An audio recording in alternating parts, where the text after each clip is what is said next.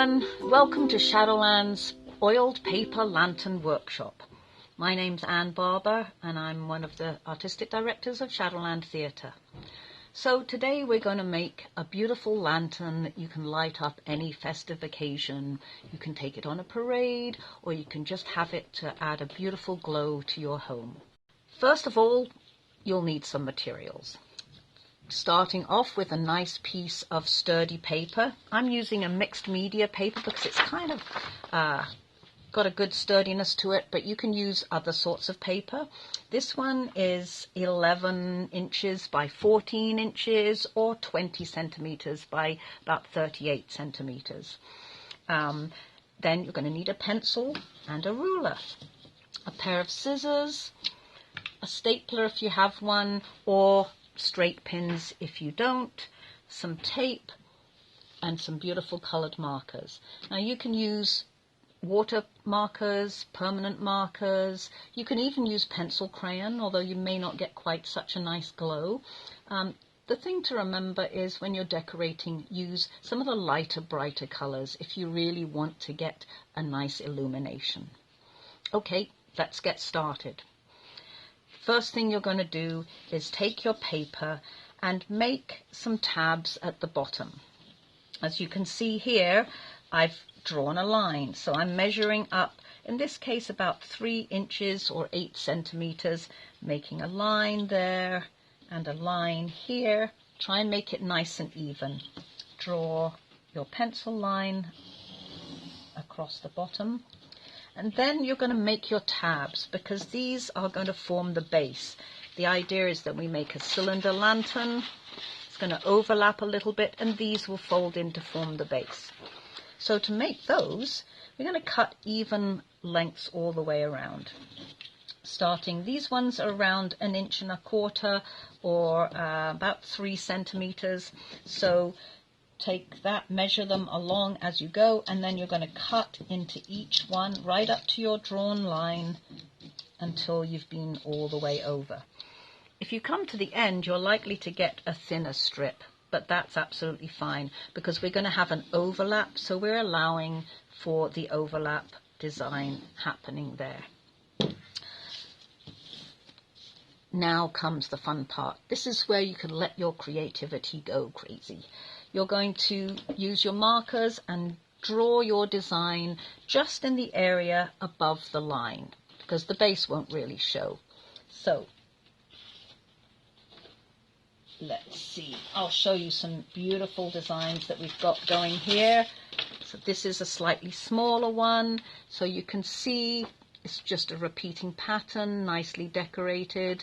There's space in between so that you can have it that kind of whiter glow. There's one. And my friend Merle, who loves cats, did cats so that they're all the different ways a cat can be. And you can do something even more kind of geometric. This one is just on a small, these are small samples just to show you, but it's sort of reminiscent of those tin lanterns where you punch the holes through. So just would go like that. Like that. So that's just black permanent marker, but you can see it's going to have a nice effect. Or you could fill the whole area in with a color and then you're going to get a beautiful glow. We're talking about light and dark, so we have a sun and a moon. Or again, whatever kind of scene you like. If you like underwater, in the sky, all sorts of different ideas. Whatever you want to do, you do for your lantern. I'm going to show you this sample now. So here we can see we've got the whole thing colored in, we've got the flaps all colored out, and then I'm going to take a nice clean surface of some kind. You don't want to do this right on your dining table or on a fancy piece of something that someone's going to get upset with, because now we're going to oil the lantern. So I've used aluminum foil here. You could use saran wrap or a piece of plastic bag, something like that. Even a piece of newspaper would work. This is the fun part because this is sort of magical, the way that this happens.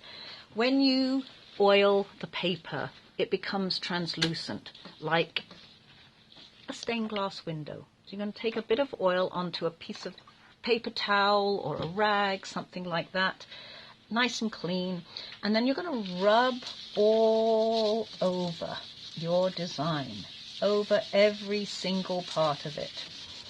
Seems odd, but it works. So again, using a small amount of oil on your thing, but making sure that it's really fully covered. So this one I've oiled a bit before, so you can see that it's nicely covered. It's very important to do both sides, and my advice to you is to keep the tabs off the area where you're working, so you make sure you don't get oil on it. Turn it over, place it down again, and always make sure you do it on both sides. On the reverse side, you'll see if it's not oiled, because it will appear cloudy or white, and you don't want that. In order to get it to really illuminate, you need it to be fully covered in oil. Okay, so when you've done both sides, really look at it carefully and make sure there are no cloudy parts. You can see the difference if I show you one oiled one and one that's not oiled. They're quite different. Once you've fully oiled it, take another piece of paper towel and make sure that you wipe off any excess oil, because you don't want it to be sticky and greasy. It's like making sure that all the oil is in the paper and it's not going to get on anything else. Okay, I think we're done. And now comes the part where we're going to turn this into your cylinder. So you can see we have the tabs on the bottom. I'm going to take this around and turn it into a cylinder. The easiest way to join this together is with a stapler. So I'll show you, just pinch staple it at the top, and keeping your overlap nice and even. And staple it in the middle.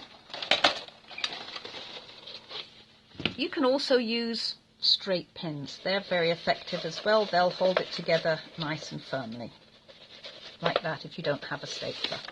Okay, I'm going to turn it upside down, and this is where we're going to start to make the base. So that all those flaps that you've cut out and creased over, I'm going to crease them over one by one to form an overlapping base like that. This is where you can use some tape to hold it down, and that's another good reason not to oil the bottom part, because tape will not stick to the oiled sections. So we're going to take this bottom, use a few pieces of tape because the bottom needs to be very secure to hold your candle. Even I can't press very hard because it's up in the air, but if I turn it over, then I can press it down and make sure all that tape is very firm. And just for extra security, I'm going to put some more pieces in the base as well. You can also use some clear tape as long as you press everything down really firmly. Okay, now we have our beautiful cylinder. The next, just to make it very secure at the top and to hold our hanging part, is that you can take a piece of card. Could be Bristol board, could even be the inside of a cereal box, a strip from a cereal box, something like that. And you can choose either to do it on the inside so that your design isn't impacted, like so. Just fit that in, again staple it or pin it together. Or if you have you want to give it a nice edge and you have an extra piece, you can do something that's in keeping with your design and make a nice edge like that. And again, staple or pin it together, remembering that you can't use tape here. Great. A couple of staples in the place. And then If you have a hole punch, that's great. You can punch a couple of holes in. One. Make sure that they're on opposite sides, exactly. You don't want them to be askew because your carrying handle won't allow the lantern to hang nice and evenly. So then take a piece of wire. String would also do, something that's strong, not paper because that's a bit too weak. Poke one end through your hole and up through. Twist it around a few times to make sure it's nice and secure. Then do the other side. And there we go.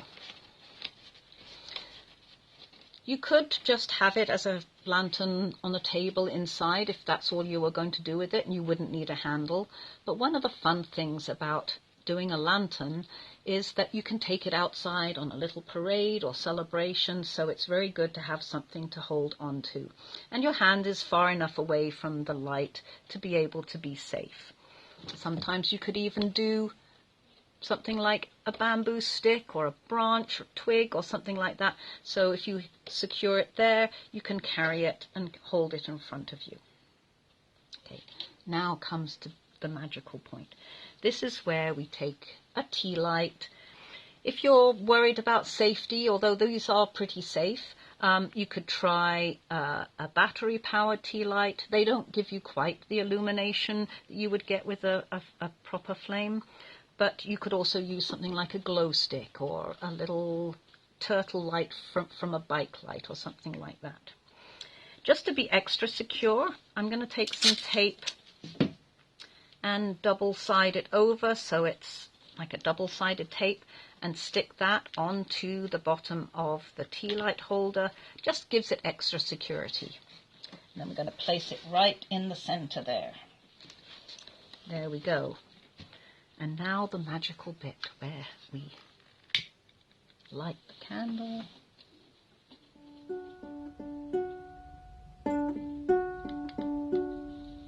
And you can see the glow.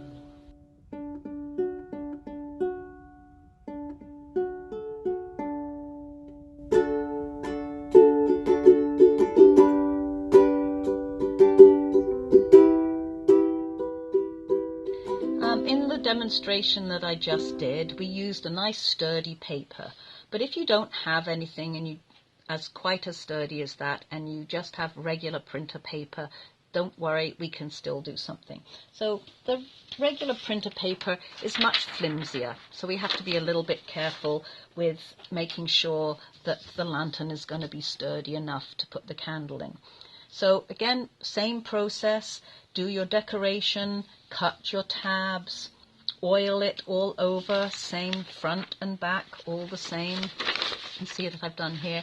But this time, as you did with the strips around the top of the previous lantern, we're going to make 2 of those strips, making sure that they're the right size for your cylinder. Just for extra security, I'm going to take some other strips and put them along the bottom here. Just a nice crisscross is very nice and sturdy, and cut them to size and staple them in. Again, at this point you could actually tape if you want, because this part doesn't get the oil. Again, you could use a cereal box card or some other card from a container. That will work easily. Just make sure that it's either the unprinted side out, or if it's just white like this, you can decorate it to fit your design. Then we're going to take our beautiful design, fold it over, crease the tabs in, and this time I'm going to push it through. We could actually do it on the outside or the inside. Either is fine, depending on if you want to see the structure or not. Fit that in nicely, and I'm going to staple it down again.